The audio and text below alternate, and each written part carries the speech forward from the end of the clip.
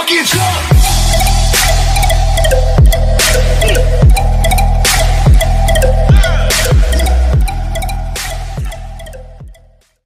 معكم صربي من قناة لبناني قمر. اليوم جاب لكم مقطع جديد من سلسلة قصص. هاي أجدد سلسلتين اللي هي قصص اسألني. ايش كنت بدأ لكم؟ أيوة، مقطع اسألني جاني سؤال إنه واحد ليش أنت صرت جيمر وكيف صرت؟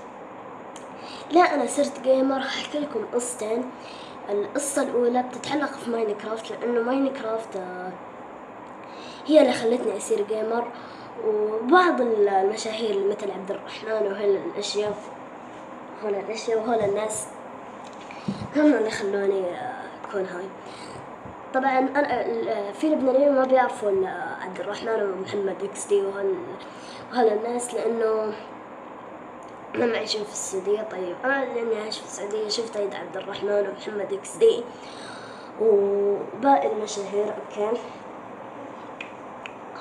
في اثنين اللي هو في يعني كنت أنا زمان أيام بلاي ستيشن 3، يمكن أيوة بلاي ستيشن 3.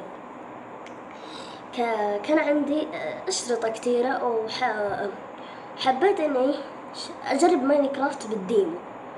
شفت ماينكرافت كنت غبي، ما أبني البيت تحت الأرض، يعني كنت أبني البيت تحت الأرض، يعني مش فيه هيك مثل عشب بلوكة العشب، كنت أحفر وابني بيت وابني ديزاينر. كانت أحسن هالفكرة من البني هيك، بس إنه تحت الأرض ما بينفع، فكنت هيك أبني. تعلمت عن ماينكرافت أكتر وأكتر وأكتر وأكتر لما حضرت عبد الرحمن. قلت شو هاي المودات اللي بنزلها، خلينا أنزل مودات. دورت في اللي بينزل ديمو، دورت في النت، دور مش عارف في البلاي ستيشن. طبعا أدور ما لقيت، فعرفت إنه بالكمبيوتر. وأنا قلت طيب كيف عبد الرحمن هو منزلها بالكمبيوتر ولا هيك؟ واكتشفت إنه منزلها بالكمبيوتر، اللي هو دحوم 3 ساعات منزلها بالكمبيوتر. قلت خلاص هنزلها بالكمبيوتر. قعدت طبعا سنة كاملة أحاول أن أنزلها بالكمبيوتر وما عرفت. لما تنزلت بالكمبيوتر، لما صلحت الكمبيوتر لأنه كان الكمبيوتر مرة خربان، صلحت الكمبيوتر وقلت هيدا العامل اللي بيظبط الكمبيوتر طبعا، قلت له نزل لي اللعبة. فبعد ما نزل لي اللعبة انبسطت، قلت الحمد لله. نزلت لها عدة مودات، نزلت لها سيرفرات هيك أشياء، وصرت ألعب أونلاين تقريبا.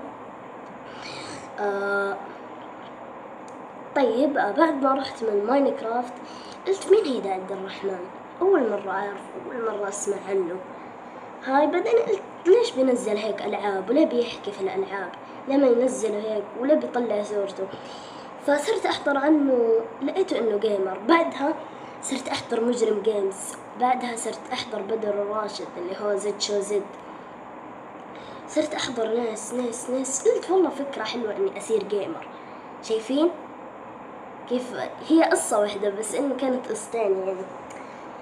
بعدين آخر مقطع بفهمكم إياها. يعني قلت والله فكرتهم حلوة، ليه ما أصير مثلهم هيك أعمل. بعدين قلت ما بينفع، صعبة. بعدين قلت لا، ليه ما بينفع، خليني هيك. اتجرأت وقتها، هاي تقريبا هيك في رمضان هاي الشي. نزلت القناة،